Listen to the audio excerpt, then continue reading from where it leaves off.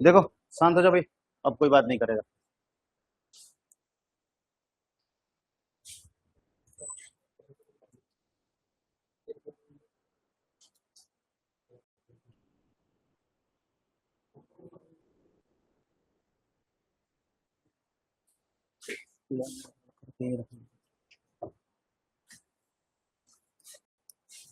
अच्छा देखो, ट्रेनिंग का मतलब क्या होता है? प्रशिक्षण क्या होता है? और विकास या वृद्धि। ठीक है, विकास या वृद्धि किसका? किसको प्रशिक्षण देना है हमें? कौन से एम्प्लॉय को? हाँ, कौन है न्यू? हम सब न्यू हैं। Who is new? अभी जिसको हमने रिक्रूट किया है, सेलेक्ट किया है, अब बारी है उन्हीं एम्प्लॉयज को क्या करने का? उन्हीं को ट्रेनिंग देने का। भाई जब वो पर्सन आया है, अच्छा देखो, तुम ही कहीं पे जाते हो, जब तुम कहीं जाते हो तो क्या तुम्हें ये पहले से पता होता है कि हमें क्या करना है, कैसे करना है? नहीं। आपको जब तक कोई बेहतर तरीके से बताता नहीं है, क्या आपको पता चल जाता है? नहीं। आपको पहले वर्क को सिखाया जाता है, बताया जाता है, समझाया जाता है, फिर तब जाके आप क्या करते हो? वर्क को परफॉर्म करते हो। सेम टू सेम, जब ऑर्गेनाइजेशन में जब हम नए एम्प्लॉय को क्या करते हैं? रिक्रूट करते हैं, उसके बाद उन्हें सेलेक्ट करते हैं, तो एक प्रोसीजर बचता है क्या? उनको ट्रेंड करने का। क्या करने का? ट्रेनिंग का मतलब क्या होता है? ट्रेनिंग का मतलब क्या होता है? Increasing the knowledge, skill and, क्या बोल रहा है? हाँ ठीक है, एबिलिटी। उनके नॉलेज को इंक्रीज करना, ठीक है, उनके स्किल को इंक्रीज करना, और उनके एबिलिटी को, नॉलेज मतलब उनके ज्ञान को बढ़ाना। पहले से जो नॉलेज है उसमें क्या करना? इंक्रीजमेंट लाना, बढ़ाना उसको। उनके एबिलिटी को बढ़ाना, एबिलिटी मतलब नहीं बोलते हमारी एबिलिटी इतनी है, क्षमता। हाँ, क्षमता में वृद्धि करना। और एक क्या था? स्किल, कौशल, जो काम करने का तरीका है, जो कौशल है, उसको वृद्धि करना। ठीक है जी, ये काम हम करते हैं कहाँ पे? Training and development. कि जो इस एम्प्लॉय को हम सेलेक्ट करते हैं, उनके नॉलेज को, स्किल को, एबिलिटी को इंक्रीज करने का काम करते हैं through the training. Through the training, training के जरिए। ट्रेनिंग मतलब प्रशिक्षण के जरिए। किसके जरिए?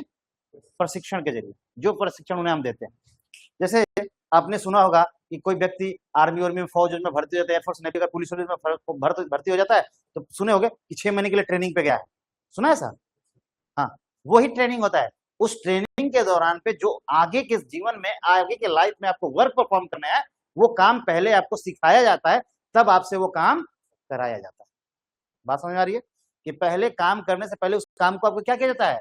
सिखाया जाता है, और सिखाने के बाद फिर आपको वो काम दिया जाता है, क्या करने के लिए? वर्क को परफॉर्म करने के लिए। यहां तक बात समझ में आ रही है? फिर से बताओ, किसने बोला यस सर?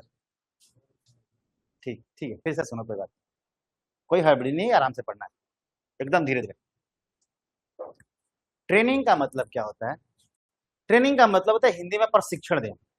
शिक्षण जो हम कॉलेज, यूनिवर्सिटी, स्कूल लेवल पे लेते हैं, इसे हम क्या बोलते हैं? शिक्षण। ठीक है, लेकिन उसी शिक्षण का यूज टेक्नोलॉजी के साथ करना, उसे क्या बोलते हैं? प्रशिक्षण। किसके साथ करते हैं? टेक्नोलॉजी के साथ। उस स्टडी, अच्छा हमने पढ़ा कि computer is the electronic machine, computer takes raw data as input, provide us meaningful information. यानी कंप्यूटर की मीनिंग हो गई। कैसे पता चलेगा भाई कि computer is an electronic machine? जब हम कंप्यूटर को इलेक्ट्रॉनिक में खसते हुए देखेंगे तब तो पता चलेगा। तो पहले हम कंप्यूटर के पास जाएंगे, उसे हम प्लग इन करेंगे, तब जाके जाएंगे हाँ इलेक्ट्रॉनिक से काम करती है, इलेक्ट्रिकल काम करती है। बात समझ में आया? तो अभी जो हम किताबी ज्ञान लेते हैं, उसको रियल लाइफ में कैसे इंक्लूड करना है, उसे हम क्या बोलते हैं? प्रशिक्षण। आ गई बात समझ में? शिक्षण को रियल लाइफ में क्या करना? इनरोल करना, उतार लेना, हाँ, इम्प्लीमेंट कर लेना, उतार लेना, लागू कर लेना, ही प्रशिक्षण कहलाता है। ठीक है, बात समझ में आ रही है? हाँ चलो, अब उसे वो प्रशिक्षण देने के लिए कोई ना कोई एक मानक होना चाहिए, उसका एक स्टैंडर्ड होना चाहिए, उसका एक कोई लेवल होना चाहिए। बात समझ में? ऐसा नहीं कि कहीं पे घूम के चला क्या हम प्रशिक्षण ले लिए, किसका घूमने का, ठीक है, ऐसा नहीं करना है ना। चलो आइए देख लेते हैं, जरा सा पढ़ते हैं इसका मीनिंग में क्या लिखा है। अरे देखो, training refer to a process. Training क्या है? एक प्रोसेस है। Training refer to a process of increasing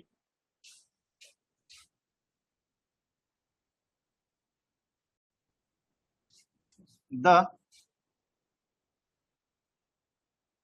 knowledge, skill and abilities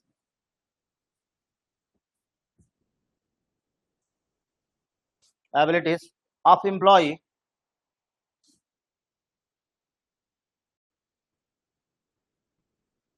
for for doing a particular job, doing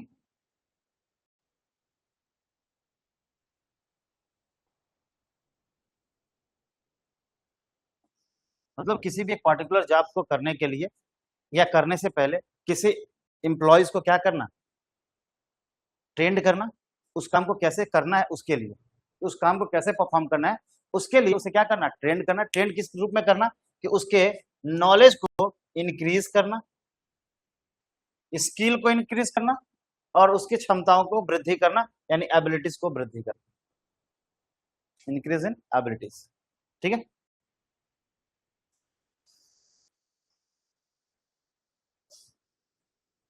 अब ये स्किल कैसे इंप्रूव होगा भाई, स्किल को कैसे इंप्रूव कर सकते हैं, कौन सा मेथड यूज करेंगे? हाँ, वेरी गुड। जब हम उस काम को लगातार परफॉर्म करेंगे तो हमारी एफिशिएंसी क्या होगी, इंक्रीज होगी। और जब एफिशिएंसी इंक्रीज होगी तो जाहिर सी बात है कि आपके स्किल भी क्या होंगे, इंप्रूव होंगे। ठीक है, हाँ कह सकते हो, पर्सनल टेंशन होगा आपके, बहुत सारी चीजें आती है इसमें। कुल मिला के आपके एफिशिएंसी को क्या करना है, हमें इंक्रीज करना है। जब आपकी एफिशिएंसी बढ़ जाएगी तो आपके अंदर एक्सपर्टनेस आ जाएगी, स्पेशलाइजेशन आ जाएगा, आपके स्किल इंक्रीज हो जाएंगे, ये सारी क्वालिटी आपके अंदर आती जाएंगी। आगे बात समझ में? ठीक है, लिख लो जरा सा। इट इज लिखा भी है तुम्हारे बुक में शायद, वही तो लिखा है। It is a systematic and continuous process of improving skill, कि जब हम इसे कंटिन्यूअस लेवल पे करेंगे, लगातार करेंगे, तो ये हमारे स्किल को क्या करेगा, इंक्रीज करेगा। अब देख लो तुम भी ध्यान से सुनो, कोई लेसन तुम्हें बहुत ज्यादा टफ लगता है, हो सकता है कि इन सारे लेसन में से कोई एक ऐसा लेसन होगा जो आपको बहुत ज्यादा टफ लगता होगा, कठिन लगता होगा। आगे बात समझ में? तो आपका मन उस लेसन को छोड़ के बाकी सारे लेसन को पढ़ने का करता होगा, लेकिन उस लेसन को पढ़ने का मन नहीं करता। कब तक? जब तक हमें वो चैप्टर टफ लगता है तब तक। लेकिन वो टफनेस कैसे जाएगी, जब हम उसके लिए कंटिन्यूअस प्रैक्टिस करेंगे। आगे बात समझ में? और उस चैप्टर को जब हम कंटिन्यूअस प्रैक्टिस करते हैं, एक समय ऐसा आता है कि वो चीजें हमारे मन, मस्तिष्क और दिमाग पे एकदम ऐसे छप जाती है जैसे किताब में। अच्छा देखो, ऐसा थोड़ी है कि हम लोग पहली बार जब क्लास में गए होंगे और हमें डर नहीं लगा होगा पढ़ाने में। अब भाई आज 7 साल से 8 साल से आदमी पढ़ा रहा है, तब ना ऐसे एकदम कॉन्फिडेंटली बोल पा रहा है। लेकिन कभी हमारा भी पैर लड़खड़ाया होगा, हमारी भी जबान लड़खड़ाई होगी, हम भी सही से उन बातों को एक्सप्रेस नहीं कर पा रहे होंगे। हो सकता है हमें बच्चों को देख के डर लग रहा होगा, वो कॉन्फिडेंट हमारे अंदर भी नहीं आ रहा होगा। पहली बार में मेरे साथ भी तो हुआ होगा ना सर, डर। और ये किसकी वजह से होता है, कि डर कहीं कुछ गलत ना हो। बस यही डर हमें क्या करता है, किसी वर्क को परफॉर्म करने नहीं देता। लेकिन वो डर जाता कैसे है, तो जब हम कहते हैं जब तक तोड़ेंगे नहीं तब तक छोड़ेंगे नहीं, यानी जब तक उसको पूरा नहीं करेंगे तब तक हम पीछे नहीं हटने वाले। आ गई बात समझ में? तो लगातार जब हम उस काम को परफॉर्म करते हैं तो क्या होता है, उस काम के ऊपर से हमारा भय खत्म हो जाता है। भय मतलब डर, और तब जाके हम इस काम को बेहतर तरीके से परफॉर्म कर पाते हैं। मैं जब पहली बार पढ़ाने गया था बनारस में। तो क्योंकि उस समय हम लोग ग्रेजुएशन से पीजी में थे, पीजी के फाइनल ईयर में थे, और फाइनल ईयर में थे तो थोड़ा सा क्या होता है ना कि बैकग्राउंड फाइनेंशियली क्या था, थोड़ा स्ट्रांग नहीं था। तो गए जब हम वहाँ पे पढ़ाने के लिए, तो एक कॉलेज था, पांडेपुर में है वो। जब जाओगे ना तो शायद वो ब्रिज है, ब्रिज के नीचे ही वो कॉलेज पड़ता है। मेरे को इतना याद है कि जब भी मैं जाता था तो ब्रिज सामने पड़ता था। हाँ, वाराणसी, सुंदरपुर में, सुंदरपुर पांडेपुर में। हाँ, सुधाकर महिला पीजी कॉलेज, कॉलेज का नाम है सुधाकर महिला पीजी कॉलेज। महिला कॉलेज था, सिर्फ और सिर्फ लड़कियां पढ़ती थी, ठीक है। और उस समय पीजी में था, अभी भी दाढ़ी उतनी कंप्लीट नहीं है ना, तो सोचो कि उस समय कितनी दाढ़ी होगी हमारी। फोटो देखोगे तो कहोगे लगे सर जैसे लग रहा है 12th में पढ़ रहे होंगे आप। दाढ़ी वाड़ी एकदम नहीं था, हल्का फुल्का था जो भी था, मतलब जैसे ऐसे थोड़ा सा ट्रिम कर देने के बाद लगता था कि दाढ़ी वाड़ी है ही नहीं। तो अब क्या हुआ कि हम गए, तो पीठ पे भाई, बीएचयू में पढ़ने का क्या था, जहां भी चलो पीठ पे बैग टांगो निकल जाए ऐसे धीरे से चुपके से, हाँ। तो हम पीठ पे बैग टांग के ही गए थे। तो क्योंकि हमें नहीं पता था कि शायद वो लोग बुक प्रोवाइड करेंगे नहीं करेंगे, तो हम अपने तरफ से बुक लेके गए थे जो सब्जेक्ट हमें पढ़ाने थे। आगे बात समझना। तो अपनी बुक्स लेके गए थे, तो पीठ पे बैग था हमारा, बता देता हूँ। किसी में अकाउंट पढ़ाना था, किसी में लॉ पढ़ाना था, और किसी में कुछ और था, मैनेजमेंट था, ह्यूमन रिसोर्स मैनेजमेंट था, वो पढ़ाना था मुझे। 3-4 सब्जेक्ट थे जो मुझे पढ़ाने थे। तो जब मैं गया वहाँ पे, तो लॉ का क्लास चल रहा था। जैसे मैं जब गया तो टाइम उसमें लॉ का क्लास का था, फर्स्ट ईयर सेकेंड ईयर का बैच, सेकेंड ईयर का बैच था। और मैंने पूछा कि एक बात बताओ जरा, जैसे इंट्रोड्यूस करते हैं ना बच्चों से, अच्छा हम कैसे मिलेंगे कैसे बोलेंगे, जब तक आपस में बातें नहीं करेंगे। तो सबसे पहले तो मैं जैसे ही क्लास में गया, बैग पीठ पे था ही, मैम बोली ना, जैसे प्रिंसिपल मैम थी कि सर, एक टीचर के साथ बोली कि सर को क्लास दिखा दीजिए, मैं आती हूँ, अभी इनका ओरिएंटेशन बच्चों से कराऊंगी, कुछ काम में बिजी थी। तो मैं बोला कि ठीक है भाई चलते हैं। अब मेरे पीठ पे बैग था, अब सभी लड़कियां मेरे ही उम्र की लड़कियां थी, सब मेरे को देख ऐसे हक्का बक्का थी, और ऐसे कर रही थी पूरा, मतलब कि मतलब लड़की के कॉलेज में लड़का क्यों आया पढ़ने, बात समझ गए तुम। उनको लगा कि मैं पीठ पे बैग लगा लेके आया हूँ, पढ़ने आया हूँ। हाँ, तो लड़कियों के कॉलेज में लड़का कैसे आ गया, पहली बार हुआ ऐसा। और सब ऐसे मुंह बना रहे थे अपना, अब पैर नीचे से कांप रहा है मेरा, थर थर थर थर थर थर कांप रहा है मेरा पैर। एक समय ऐसा आया कि मुंह से साउंड निकलने वाला नहीं था मेरा, मतलब आवाज नहीं निकल रहा था मेरे से कि अब मैं क्या पूछूं इनसे। भाई सेम लेवल की है, ठीक है। अरे मैं पीजी फाइनल में था, वो सेकंड ईयर में थे, लगभग हाइट एज पर सारी चीजें मैच कर रही थी। मैं बोला कि अच्छा एक बात बताओ आप लोग, हाँ, तो बगल वाले सर बोले ना, तो प्रिंसिपल मैम आ गई, तो बोले कि आज से आप लोग को ये सर पढ़ाएंगे, सर का नाम और सर के बारे में जो भी चीजें हैं आप सर से खुद पूछिए, और सर आपको आपके साथ ओरिएंटेशन करेंगे, सर अपने बारे में खुद को आप लोगों को इंट्रोड्यूस करेंगे, है ना। सर बीएचयू से हैं, बहुत अच्छे संस्थान से हैं। तो अब और उनका मुंह बन गया कि भाई अरे बीएचयू से आए। अब वो सबसे बड़े आश्चर्य किस लिए था कि सर हैं, उनको इसका नहीं था कि ये पढ़ाएंगे, उनको ये था ये सर हैं। उनको लगा था कोई बड़े सर आए होंगे बढ़िया से, मतलब पर्सनालिटी वाले, और हम क्या था, स्लीपर वगैरह में चले गए थे आराम से पूरा बैग वैग टांग के, है ना। उस भेष में नहीं गए थे एज अ प्रोफेसर, पता नहीं था, फर्स्ट टाइम। वो जो हमारा एक्सपीरियंस था ना वो फर्स्ट टाइम का था, तो मुझे पता नहीं कि कॉलेज में कैसे जाया जाता है, ये चीजें हमको पता नहीं था।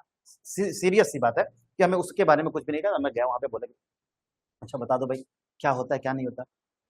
तो मैं पूछा, अब बात करना था, मैं बताया कि मेरा नाम ये है फला फला, मैं फला में पढ़ता हूँ, ठीक है। अब मैं क्लास लिया, अब लड़कियां हर बात में, जैसे मैं पीछे बोर्ड की तरफ लिखता हंसने लगती, पीछे से ही करने लगती, जैसे मैं घूमता चुप हो जाती। परेशान करना नहीं होता है, किसको इतना परेशान कर दो कि स्कूल कॉलेज छोड़ के चला जाए। आगे बात समझ में। मैं बोला ठीक है कर लो भैया, आज पहला दिन है, हाँ आज शराफत से ही रहेंगे, कर लो तुम। अब मैं पूछा कि भाई ये बताओ कि तुम लोग बीकॉम क्यों कर रहे हो, होता है ना भाई कि बीकॉम में पढ़ रहे हो तो क्यों कर रहे हो, कोई तो लॉजिक होगा पीछे का। ऐसे अरे कम से कम 70-80 लड़कियां थी, कोई कह रही थी बैंक में जाना है, कोई कहती सीए करना है, कोई कहती सीएस करना है, कोई कहती कुछ भी करना है, मतलब सिविल में जाना है, कुछ कुछ कुछ। एक लड़की आई, वो क्या बोल रही है कि सर गांव में ना बीकॉम को बहुत अच्छा माना जाता है, अब बीकॉम करने से गांव में शादी जल्दी हो जाती है, इसलिए कर रहे हैं। कहूंगा बहुत बढ़िया बेटा, सबसे बढ़िया काम तुम्हारा है, ऑब्जेक्टिव तुम्हारा जरूर फुलफिल होगा, है ना। हिमांशु ऐसी कोई बात तो नहीं है ना। चलो ठीक है, मेरे को लग रहा था कुछ ऐसा ही। अच्छा ठीक है ठीक है। हाँ दूसरा देख लेते हैं जरा सा क्या कह रहा है। देखो देखो, training aim to enable the employ the performance present the job better. यानी कि ट्रेनिंग क्या करता है, ट्रेनिंग का उद्देश्य जो होता है ना, एम होता है, क्या होता है बेटा, कि ट्रेनिंग का एम होता है कि आपके परफॉर्मेंस को बेटर बनाना, पहले से और बेटर बनाना, बेहतर बनाना। बेटर मतलब और बेहतर बनाना, जिससे कि आप काम को और बेहतर तरीके से परफॉर्म कर सको। आ गई बात समझ में? यानी कि आपका जो प्रोडक्शन रेट है 1 मिनट में टू का है, मतलब कोई भी ऐसी चीज जो 1 मिनट में आप 2 चीजें बना पा रहे हो, तो ये जो आपकी ट्रेनिंग है ना, आपके प्रोडक्शन रेट को भी इंक्रीज करेगी। हो सकता है कि अगले 1 मिनट में क्या करो आप, 3 प्रोडक्ट बनाओ, 4 प्रोडक्ट बनाओ। ये आपके जो एफिशिएंसी है ना, उसको क्या करेगी, इंक्रीज करेगी। आपका जो प्रेजेंट परफॉर्मेंस है उसको और बेहतर करेगी, है ना। कौन? ट्रेनिंग। ठीक है, ट्रेनिंग क्या करेगी, आपके प्रेजेंट परफॉर्मेंस को बेहतर बनाने का काम करती है, बेटर बनाने का काम करती है। और prepare him for higher position with the increase responsibility, और आपको हायर पोजीशन तक ले जाने में और आपके रिस्पॉन्सिबिलिटी में भी इंक्रीजमेंट करने में काम करती है। कि जब आप हायर पोजीशन पे जाओगे तो आपकी रिस्पॉन्सिबिलिटी भी बढ़ेगी कि नहीं बढ़ेगी? लोअर पोजीशन पे लोअर रिस्पॉन्सिबिलिटी, हायर पोजीशन पर, तो जब आप हायर रिस्पॉन्सिबिलिटी हायर पोजीशन पे जाओगे तो उस हायर रिस्पॉन्सिबिलिटी को कैसे फुलफिल करोगे, कैसे कंप्लीट करोगे? आपको रिस्पॉन्सिबिलिटी मिलेगी, आप उस रिस्पॉन्सिबिलिटी मतलब जिम्मेदारी, जो आपको जिम्मेदारी मिलेगी उसे कैसे करोगे, पूरा कैसे करोगे? तो भाई जब आप उसके लिए ट्रेंड होगे तभी तो करोगे ना, ट्रेंड होगे तभी करोगे, इसलिए आपको प्रॉपर ट्रेनिंग दी जाती है। आ गई बात समझ में? हाँ, अब कह रहे देख लो भैया, कुछ इंपॉर्टेंस है किसके, अच्छा डेवलपमेंट का भी दे रखा है। Development refer to overall growth of the employ. विकास ये एक कॉन्टिन्यूअस प्रोसेस होता है बेटा। क्या होता है? कॉन्टिन्यूअस प्रोसेस होता है। और जो ग्रोथ होता है ना, ये वृद्धि, विकास क्या होता है? कॉन्टिन्यूअस प्रोसेस होता है, जीवन भर चलता है, ये कभी रुकने वाला प्रोसेस नहीं। लेकिन ग्रोथ क्या है, एक समय के बाद रुक जाती है। ग्रोथ क्या होती है, कब? एक समय के बाद, एक निश्चित पीरियड के बाद ये क्या हो जाती है, स्टॉप हो जाती है। कैसे? जैसे देखो, ह्यूमन का क्या है, ह्यूमन में बॉयज का हाइट है 18 ईयर तक बढ़ती है, उसके बाद क्या है, स्टॉप। गर्ल्स का क्या है, 16 ईयर तक बढ़ती है, उसके बाद स्टॉप। उसके बाद किसी की हाइट इंक्रीज नहीं होती है, सेंटीमीटर भी नहीं होती है, ठीक है, इंच तो छोड़ दो। 18 साल तक आपको जितना बढ़ना है, या तो आप 6 फीट, 6.5 फीट, 8 फीट के हो जाइए, या 4 फीट के एरिया, कोई बात नहीं। बात समझ रहे ना? लड़कियों के लिए क्या है ये मानक, 16 साल। आप 16 साल तक जितना बढ़ सकती हैं बढ़ेंगे, उसके बाद आपका क्या होगा, एक स्टॉप लग जाएगा।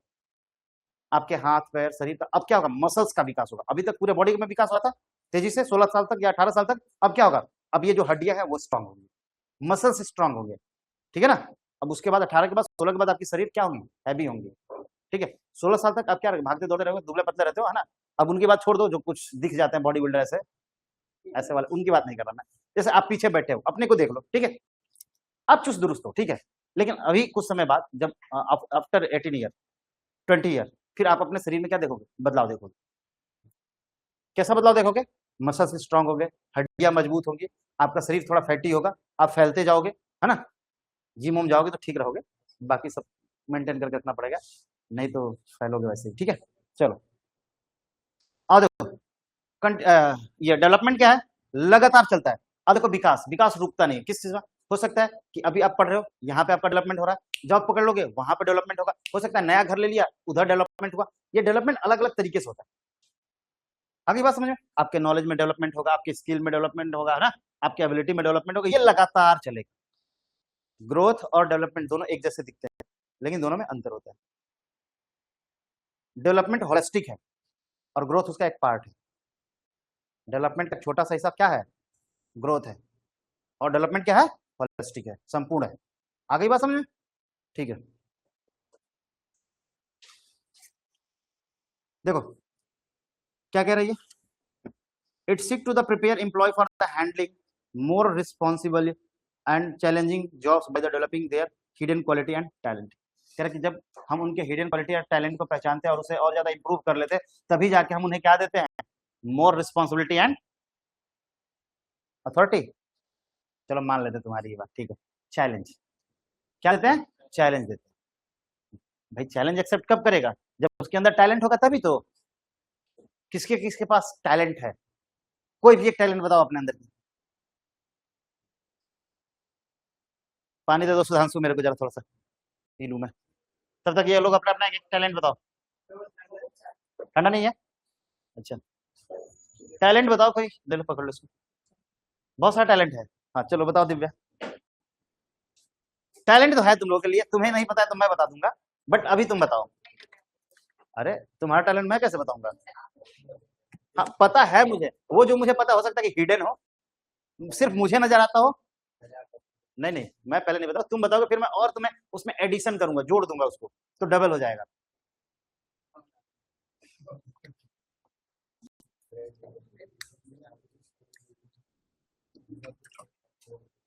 मक्खन नहीं लगाऊंगा, उसको क्लीन करूंगा, कि फिल्टर करूंगा, झूठ बोल रहे हो कि सच बोल रहे हो।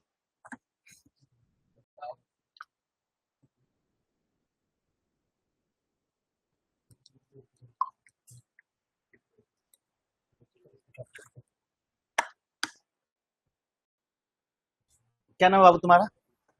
हाँ आतिफ। अच्छा बताओ क्या टैलेंट है तुम्हारे अंदर? आतिफ,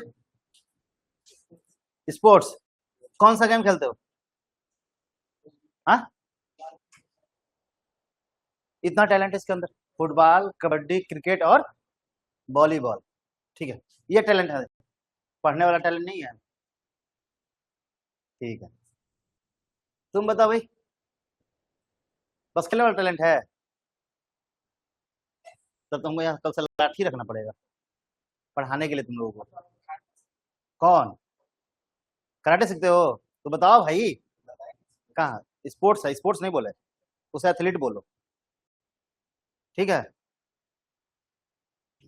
सुधांशु बताओ। अरे नहीं, तुम अपनी तारीफ मत करो, अपनी खूबियां बताओ।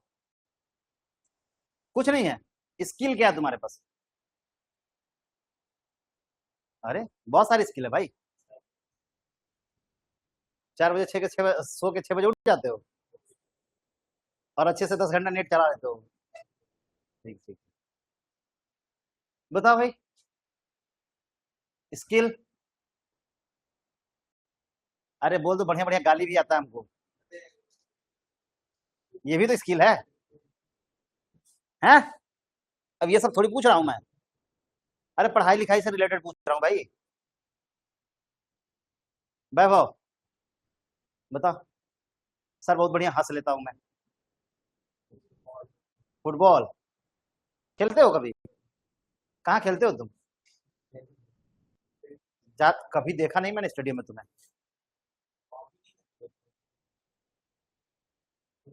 हिमांशु?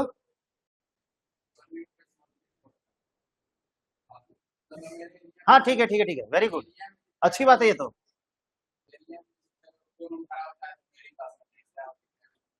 वेरी गुड, ठीक है। ये आपके लिए, सुनो सुनो, हंसने वाली बात नहीं है, ये फ्यूचर के लिए इसके पास अपॉर्चुनिटी है अपने एरिया में। तो क्या ही दिक्कत है भाई? अगर मोबाइल बनाने की टेक्निक अगर तुम्हारे पास है, क्या ही गलती है? आजकल तो इससे बढ़िया बिजनेस कोई है ही नहीं है। कोई बंदा ऐसा है जो मोबाइल नहीं चलाता? और मोबाइल चलाता तो जरूर है कि उसमें टेक्निकल प्रॉब्लम आते हैं, और हम उस टेक्निकल प्रॉब्लम को सॉल्व करने के लिए उससे चार्ज करते हैं। भाई हमारे पास जो स्किल है, हम उस स्किल का क्या करते हैं, यूज करके पेमेंट लेते हैं उनसे। क्या दिक्कत है? कोई दिक्कत नहीं। हाँ बताओ। अरे भाई हम पढ़ाई लिखाई से रिलेटेड पूछ रहे हैं, बताओ। हैं? बोलो बोलो। चलो इसका अपना बिजनेस है, ठीक है, बता नहीं रहा है, नहीं पहुंच जाओगे फ्री में तुम लोग। हैं? वो सब नहीं चाहिए, अपना बताओ, कुछ दूसरे पे क्यों डिपेंड हो। चलो प्रतिभा बताओ। अरे तुम बताओ पहले।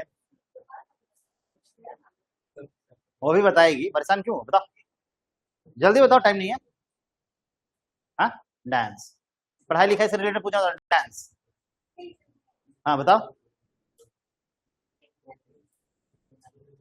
ठीक है, दीपा बताओ। दीपा सॉरी क्या नाम है? नीतू, हाँ बताओ। नहीं नहीं बुक्स, ये बुक्स एकदम नहीं है, पढ़ के खत्म कर दो। अरे भाई ठीक है, हाँ बताओ जी। ठीक है, डिबेट्स, कंपटीशंस, ठीक है। एक हिडन टैलेंट है तुम्हारे पास, जिसने भी होम साइंस में पार्टिसिपेट किया था, है ना, होम साइंस में, या लास्ट टाइम याद है जब कोचिंग बंद होने वाली थी गर्मी की छुट्टी के लिए, सब लोगों ने बेस्ट अपना परफॉर्म किया था। अब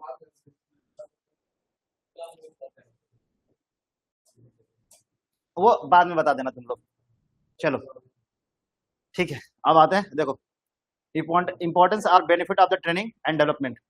क्या इंपॉर्टेंस है, क्या बेनिफिट है किसके, ट्रेनिंग और डेवलपमेंट के, देखते हैं जरा सा।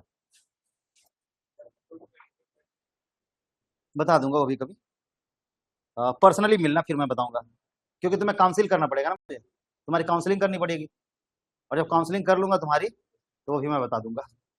ठीक है, हाँ अभी नहीं बता सकता ना, बता दूंगा मैं तुम्हारी काउंसलिंग करके।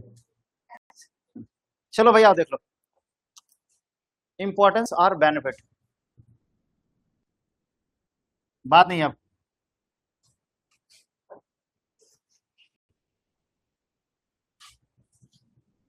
पहला क्या कह रहा है, सिस्टमेटिक लर्निंग,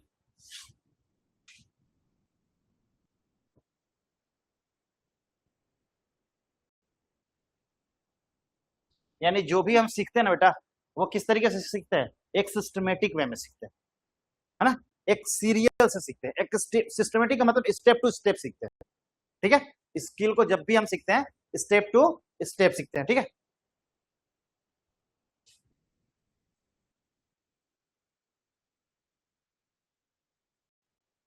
अब देखो सिस्टमेटिक लर्निंग क्या करेगी आपको, सिस्टमेटिक लर्निंग वो प्रोसेस है जो आपके रिसोर्सेज को बेस्ट पॉसिबल यूज करने में आपकी क्या करती है, हेल्प करती है।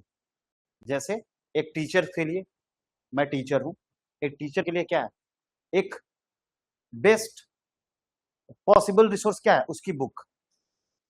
अगर उसकी बुक उसके साथ है तो किसी भी क्लास में जाके बेहतर तरीके से लेक्चर दे सकते हैं। बात समझ में आई, क्योंकि भाई विदाउट बुक, भाई कोई रोबोट तो है नहीं ना कि रट के जाएगा, कहीं ना कहीं उसको एक सिस्टमेटिक तरीके से चैप्टर चाहिए जिसे वो देख के आपको क्या कर सके, एक्सप्लेन कर सके। वैसे ही किसी ऑर्गेनाइजेशन में उस काम का चार्ट चाहिए जिसको वर्क को उसे परफॉर्म करना है, उसको उसे ये बस पता होना चाहिए कि हमें कौन सा वर्क परफॉर्म करना है। भाई जैसे देखो मैनेजमेंट करना है तो मैनेजमेंट में अलग अलग मैनेजमेंट होता है, फाइनेंस को कोई और मैनेज करता है, अकाउंट को कोई और मैनेज करता है ना, मार्केटिंग को कोई और मैनेज करता है, रिसोर्स क्या बोलते हैं, ह्यूमन रिसोर्स को कोई और मैनेज करता है। बात समझ में आया? ये सारे मैनेजमेंट है, और लेकिन काम एक व्यक्ति करता है क्या सारा, नहीं ना, सारे लोग अलग अलग वर्क को परफॉर्म कर रहे हैं। ठीक है, तो किसी उसे पता होना चाहिए कि हमें कौन सा वर्क परफॉर्म करना है, पहली बात तो इसका नॉलेज होना चाहिए, तभी जाके आप कर सकते हो ना। पता ही नहीं होगा कि कौन सा वर्क परफॉर्म करना है तो किस वर्क पे बैठोगे आप, कंफ्यूज रहोगे ना। तो कंफ्यूजन दूर करने के लिए क्लैरिटी होनी चाहिए, वर्क को लेके क्या होनी चाहिए, क्लैरिटी होनी चाहिए, स्पष्टता होनी चाहिए कि हमें क्या परफॉर्म करना है। आगे बात समझ में, देख लेते हैं क्या बोल रहे हैं। The systematic learning is the process of the training teach worker to make the most efficient, यानी कि उसको पढ़ा के क्या बनाती है, एफिशिएंट बनाती है। आगे बात समझ में, एफिशिएंट बनाएगी, एफिशिएंट मतलब समझते हो ना क्या होता है, क्या होता है, अब बताइए तो पहले। वैभव बोला यस सर, खड़े हो जाओ भाई, stand up, stand up, stand up, खड़े हो, बात बाद में, हाँ बताओ क्या होता है एफिशिएंट।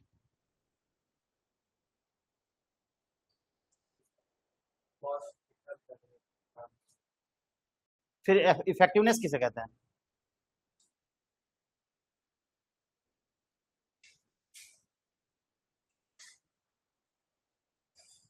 बोलो बोलो, फिर इफेक्टिवनेस किसे कहते हैं,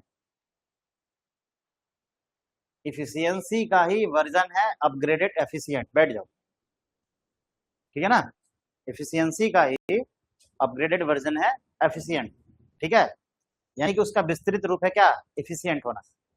ठीक है, एफिशिएंसी को एफिशिएंट बोलते हैं। जैसे किसी पर्सन के लिए बोलना होगा तो पर्सन के पास एफिशिएंसी है, लेकिन पर्सन एफिशिएंसी है ये नहीं बोल सकते ना, तो पर्सन को क्या बोलेंगे, एफिशिएंट पर्सन। एफिशिएंसी पर्सन है ये नहीं बोल सकते, क्या बोलेंगे उसे, एफिशिएंट पर्सन।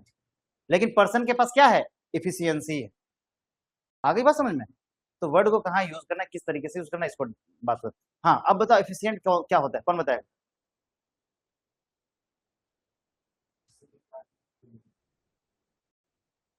फिर पूर्ण होना तो सही है, इसमें कुछ छूट रहा है ना, अधूरा सा है।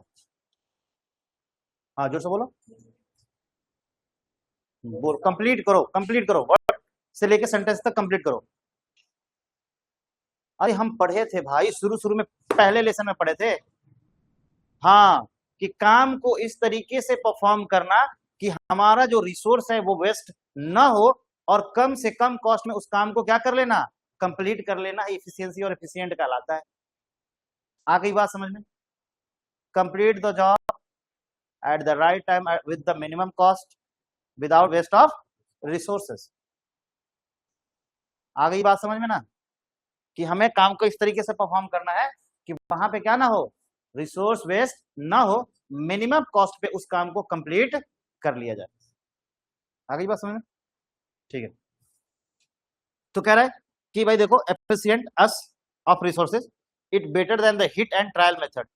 हिट एंड ट्रायल मेथड से बेटर होता है। हिट एंड ट्रायल मेथड, मारो चाबुक और काम कराओ, है ना। हिट करो, कोई काम नहीं करता, ले डंडा। अब मैं, तुम नहीं पढ़ रहे हो, मैं क्या करूं, लाओ लाठी। हो सकता है डर से थोड़ी देर पढ़ोगे, फिर क्या करोगे, रुक जाओगे। जैसे ही मैं गया, अरे छोड़ो, गया, अब क्या मारेगा, अब कौन मारेगा, हो गया, बात खत्म। ठीक है, लेकिन आपके पास एफिशिएंसी रहेगी, आप एफिशिएंट पर्सन रहोगे, आपके पास वो दक्षता रहेगी, तो मुझे आपसे कहने की जरूरत ही नहीं पड़ेगी। हिट एंड ट्रायल का मेथड ही नहीं अपनाना पड़ेगा। मैंने बोला ये वर्क परफॉर्म करो और you can start for this job. आप उसी समय क्या हो जाओगे, तुरंत शुरू हो जाओगे उस जॉब को कंप्लीट करने के लिए, उस वर्क को कंप्लीट करने के लिए। बात समझ में आ रही है? चलो,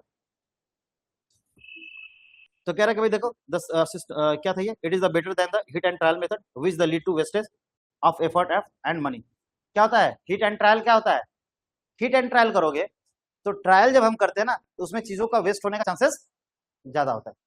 लेकिन अगर हम इफिशियंट होंगे तो वहां पे वेस्ट होने के चांसेस ही नहीं है।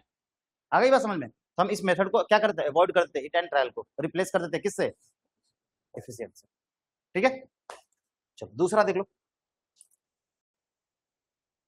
Increase the productivity. अब देखो भाई, जब हमारे पास इफिशियंसी आ जाएगी, जब हम इफिशियंट पर्सन बन जाएंगे, तो क्या होगा, हम प्रोडक्टिविटी मतलब जो उत्पादन क्षमता है, पहले हमारे अंदर एफिशिएंसी नहीं थी, हम रिसोर्सेज को क्या कर देते, वेस्ट कर देते, इसलिए हमारी जो प्रोडक्टिविटी होती थी क्या होती, डिक्रीज हो जाती थी। लेकिन अब हमारे पास इफिशियंसी आ गई, हम एफिशिएंट पर्सन बन गए, तो अब हमसे रिसोर्सेज वेस्टेज नहीं हो रहे हैं। तो जो रिसोर्सेज वेस्ट नहीं हो रहे हैं, तो उस रिसोर्स का भी तो हम सही पूरक बना रहे हैं, तो हमारी प्रोडक्टिविटी क्या हो रही है, इंक्रीज हो रही है। हमारी उत्पादक क्षमता क्या हो रही है, बढ़ रही है। आगे बात समझ में? उत्पादन क्षमता क्या होती है, बढ़ती है। एफिशिएंसी की वजह से प्रोडक्टिविटी क्या होती है, इंक्रीज होती है, बढ़ती है ना। अगला क्या है, प्रिपेयर फ्यूचर मैनेजर्स। और इस तरीके से जब हम सही तरीके से ईच एंड एवरीथिंग को मैनेज कर लेते हैं, तो हमारे अंदर एक मैनेजरियल स्किल का जन्म होता है। बिल्ड द मैनेजरियल स्किल, है ना। कोई भी एफिशिएंट पर्सन किसी काम को बेहतर तरीके से जब परफॉर्म करने लगता है, तो उसके अंदर भी क्या हो जाती है, एक प्रबंधकीय क्षमता का विस्तार होता है। एक नई प्रबंधकीय क्षमता उसके अंदर जन्म लेती है, और आगे वो एक मैनेजर के रूप में भी वर्क परफॉर्म कर सकता है। आगे बात समझ में? भाई जब आपको मैनेजमेंट की सारी एबिलिटी आ जाएगी, तो आप एक कहीं ना कहीं मैनेजर बन रहे हो। मैनेजर कौन होता है, हु इज मैनेजर?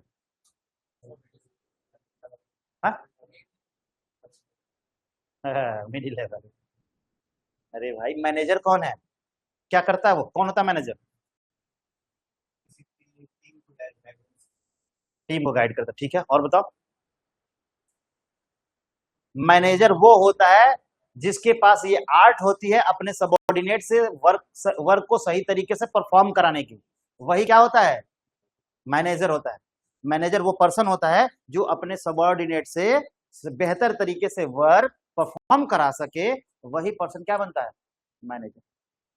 ठीक है ना, उसके पास ये स्किल होनी चाहिए, उसके पास ये आर्ट होना चाहिए कि हम अपने सबऑर्डिनेट से क्या करें, वर्क को सही तरीके से परफॉर्म करा सके। आगे बात समझे? क्योंकि उन सारे वर्क के लिए रिस्पॉन्सिबल कौन होता है, पढ़े हैं ना हम लोग, कि अगर सबऑर्डिनेट गलती करेगा तो हम सबऑर्डिनेट को नहीं पकड़ेंगे, टॉप लेवल किसको पकड़ेगा? क्योंकि भाई हमने तुमको ये अथॉरिटी दी है कि तुम क्या करो, best possible person, skill person को, एफिशिएंट पर्सन को हायर करना, तो पता नहीं किसको कर लिए, तो गलती किसकी है, तुम्हारी है। मैं किसी और को दोष नहीं दूंगा, दोष टॉप लेवल किसको देता है? मैनेजर्स को। ठीक है जी, चलो। तो प्रिपेयर होते हैं सर मैनेजमेंट, आपके मैनेजमेंट स्किल क्या होती है? प्रिपेयर बिल्ड होती है आपके अंदर, ठीक है। बूस्ट मोरल ऑफ एम्प्लॉय, और जब आप काम को सही तरीके से ट्रेनिंग से क्या होता है, आपके एम्प्लॉय का मोरल बूस्ट होता है, और क्या होता है? अब्सेंटिज्म घटती है। जब आपका मोरल हाई होगा, मोरल मतलब क्या होता है हिंदी में नहीं पता मेरे को, क्या बोलते हैं मोरल को जी? मोरल को हिंदी में क्या बोलते हैं? मेरी हिंदी थोड़ी सी बहुत स्ट्रांग है, इसलिए अब एक एक शब्द का मैं हिंदी नहीं बता सकता। मोरल समझते हो ना? मोरल वैल्यू, नैतिक मूल्य, नैतिक मूल्य, नैतिकता, है ना? ठीक है, याद आ गया। एक बुक लगती थी हम लोगों में प्राइमरी में, जब हम छोटे क्लास में पढ़ते हैं ना 1-2 में, तो मोरल वैल्यू की एक बुक लगती थी, उसमें लिखा रहता था नैतिक मूल्य, नैतिक शिक्षा, ऐसा लिखता था ना? हाँ ठीक है, चलो। बूस्ट मोरल ऑफ एम्प्लॉय, ये क्या करता है? जब हम एम्प्लॉय ट्रेंड हो जाता है तो उसके मोरल क्या हो जाता है? बूस्ट हो जाता है ना, नैतिकता उसके अंदर की बिल्ड हो जाती है, बढ़ जाती है, और उसके अंदर से जब वो अंदर से मोटिवेटेड महसूस करता है तो क्या करेगा? वो काम पे डेली जाता है, उसके अंदर से काम के प्रति लेके अब्सेंटिज्म क्या होती है?